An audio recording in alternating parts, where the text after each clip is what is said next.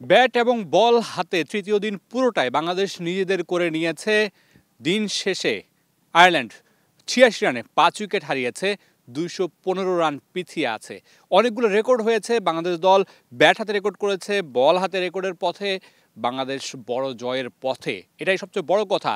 একটু শুরু থেকে আসতে চাই, বাংলাদেশ দল ৫৮৭ রান নিয়েছে, ৩০১ রানের লিড।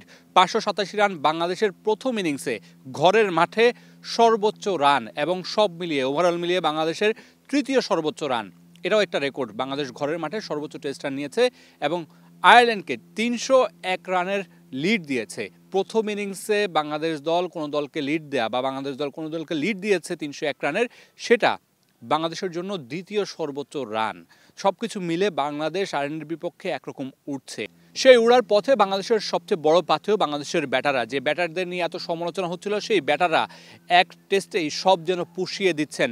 সব পুষিয়ে দিচ্ছেন এই জন্য বলছি, আপনি যদি মাহমুদুল হাসান জয় থেকে শুরু করেন, যেভাবে শেষ করেছিলেন দ্বিতীয় দিনের ব্যাটিংটা, তৃতীয় দিনে তিনি সেভাবে করতে পারেননি, কিন্তু বাকি যে ব্যাটাররা ছিলেন তারা কিন্তু দায়িত্বটা নিয়েছেন।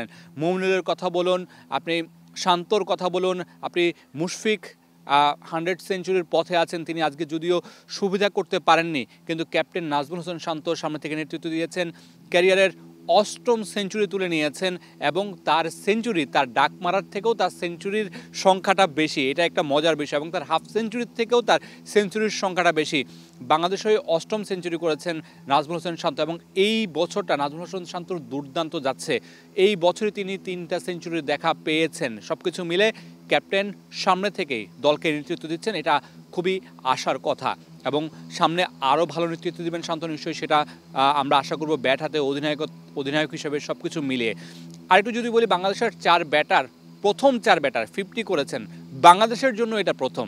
এবং আরও একটা বিষয় আছে, বাংলাদেশের 4 ব্যাটার 80 রানের কোটা পেরিয়েছেন, যেটা বিশ্বে 11তম ঘটনা। সব কিছু মিলে বাংলাদেশ আয়ারল্যান্ডের বিপক্ষে এই টেস্ট দিয়ে অনেক রেকর্ডের জন্ম দিয়েছে, অনেক কিছু আরও সামনে বাংলাদেশের জন্য অপেক্ষা করছে। ৮৬ রানে 5 উইকেট ফেলে দিয়েছে দিন শেষে তৃতীয় দিনে।